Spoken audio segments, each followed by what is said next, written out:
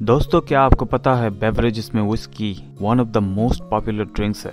आखिर इसका राज क्या है, कैसे बना ये लोगों का फेवरेट, जानेंगे आज के इस वीडियो में। दोस्तों, विस्की शब्द का जन्म क्लासिकल गैलिक वर्ड विसाज बैथा से हुआ था, जिसका मतलब है वाटर ऑफ लाइफ, जिसे लैटिन में aqua vitae कहा जाता है। विस्की एक डार्क डिस्टिल्ड स्पिरिट है। डिस्टिल का मतलब है भाप या स्टीम। 1100 से 1500 एडी के बीच क्रिश्चियन मॉन्क्स आयरलैंड और स्कॉटलैंड में डिस्टिलिंग टेक्निक्स का आविष्कार करते हैं। तब विस्की प्रोडक्शन राइट्स सिर्फ एपिथेकेरीज और मोनेस्ट्रीज के पास ही होता था। उस समय बार्ली बियर को डिस्टिल किया जाता था, बाद में इसे ही विस्की कहा जाने लगा। 1232 से 1315 एडी के बीच रेमन लल नाम के शख्स ने विस्की मेकिंग का पहला थ्योरी पब्लिश किया। लेकिन विस्की का हिस्ट्री इससे भी ज़्यादा पुराना है। एंशिएंट इजिप्शियंस को भी डिस्टिलेशन प्रोसेस के बारे में बहुत जानकारी थी, पर वो सिर्फ परफ्यूम को डिस्टिल करते थे। ग्रीक्स और रोमन एम्पायर के राइज और डाउनफॉल के साथ डिस्टिलेशन प्रोसेस हिस्ट्री में कहीं खो जाता है, जिसके पीछे वाइन जिम्मेदार था। वाइन उस समय बहुत ही पॉपुलर हुआ करता था। इसके टेस्ट के सामने दूसरी ड्रिंक्स टिक ही नहीं पाई। विस्की का प्रॉपर डिस्टिलेशन अभी तक शुरू भी नहीं हुआ था। शुरुआत में विस्की का इस्तेमाल मेडिसिन के रूप में होता था, चाहे वो इंटरनल एनेस्थेटिक्स हो या एक्सटर्नल एंटीबायोटिक्स। 1536 से 1541 के बीच में इंग्लैंड के किंग हेनरी VIII के द्वारा मोनेस्ट्रीज को डिसॉल्व कर दिया जाता है। अब मॉन्क्स चले आते हैं जनरल पब्लिक्स के बीच में। मोनेस्ट्रीज बंद हो चुकी थी और विस्की प्रोडक्शन भी रुका हुआ था।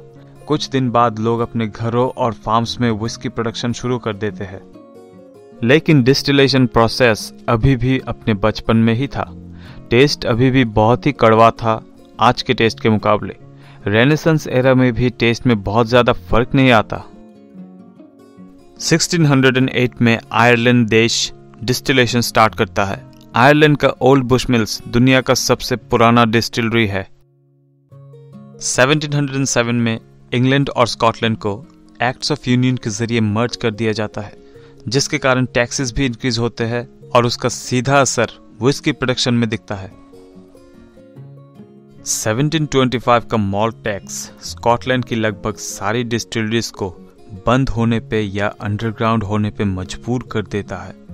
टैक्सेस को अवॉइड करने के लिए लोग डिस्टिलरीज को अपने घरों से ऑपरेट करना स्टार्ट कर देते हैं, खासकर रात को, ताकि अंधेरे में डिस्टिलरीज से निकलता हुआ धुआं ना दिखे।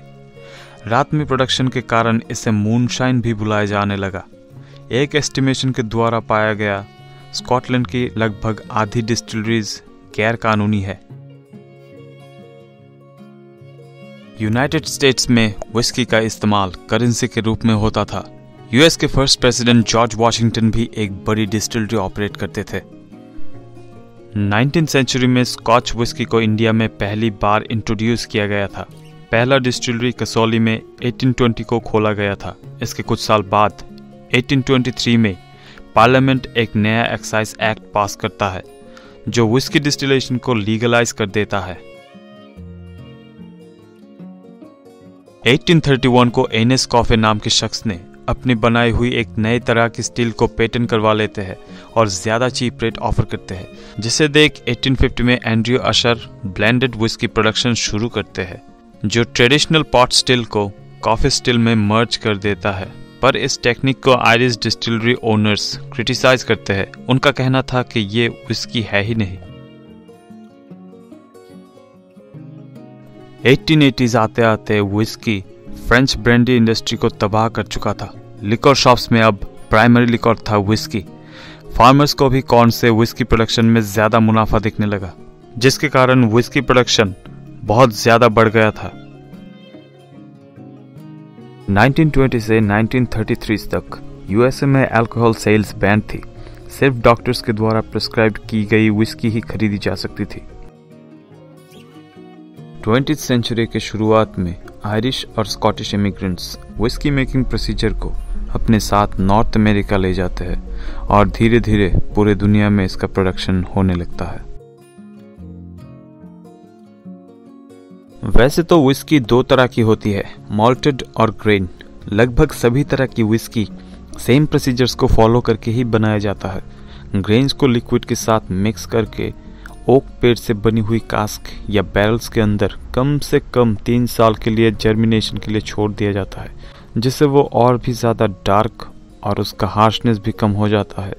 यानी कि आज आप जो विस्की पी रहे हैं वो 2 या 3 साल से भी ज़्यादा पुराना है। बैरल्स में बहुत दिन तक रहने की वजह से लकड़ी विस्की का सब्सटेंस सोख लेता है, जिसके कारण उसमें ओक फ्लेवर आ जाता है और टेस्ट भी बढ़ जाता है। स्टार्च शुगर में कन्वर्ट होके अल्कोहल बन जाता है। विस्की को अपना टेक्सचर मिलता है कॉन्जिनर्स और फ्यूजल ऑयल्स की बदौलत। फ्यूजल ऑयल्स इथेनॉल के मुकाबले हायर अल्कोहल होता है, जिसके कारण स्मेल और टेस्ट दोनों बढ़ते हैं। कुछ दिन बाद उन बैरल्स को तोड़ के लिक्विड को पॉट स्टिल में से गुजारा जाता है, जो गर्मी के कारण भाप बन जाता है। फिर वो वेपर क्लियर लिक्विड बनाता है और उसी लिक्विड को कलेक्ट करके विस्की बनाया जाता है। लेकिन दोस्तों, जितना आसान ये प्रोसीजर सुनने में लगता है उतना है नहीं। 2011 में एक एक्सपेरिमेंट किया गया। एक बैरल को इंटरनेशनल स्पेस स्टेशन के अंदर 3 साल के लिए छोड़ दिया गया। रिसर्च के बाद पता चला धरती पे बनाई गई विस्की ऑर्बिट पे रहने वाले विस्की से ज़्यादा अच्छा होता है। रीज़न था वुड एक्सट्रैक्टिव्स का प्रेजेंट होना। बहुत से लोगों का मानना है कि विस्की को बॉटल में ज़्यादा दिन तक रखने से उसका टेस्ट बढ़ता है, जो बिल्कुल गलत है। अगर विस्की को एक स्पेसिफिक टाइम तक कास्क में रखा जाए तभी टेस्ट अच्छा होता है, लेकिन ज़्यादा टाइम तक रखने पर टेस्ट में खास इम्प्रूवमेंट नहीं दिखता।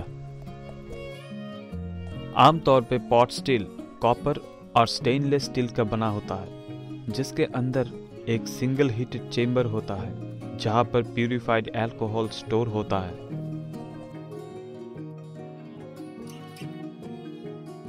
आपको सुन के हैरानी होगी कि इंडिया विस्की कंजम्पशन में पूरे दुनिया में नंबर 1 पोजीशन पे है। हमारे देश में बनने वाली विस्की हार्डली ही एक्सपोर्ट होती है। इंडिया में बनने वाली पहली विस्की थी अमृत, जिसे 2004 को लॉन्च किया गया था। वैसे तो अलग अलग देशों में बनने वाली विस्की का टेस्ट भी अलग होता है। विस्की प्रोडक्शन में लीडिंग कंट्रीज है Scotland, Ireland, Canada, United states और जापान।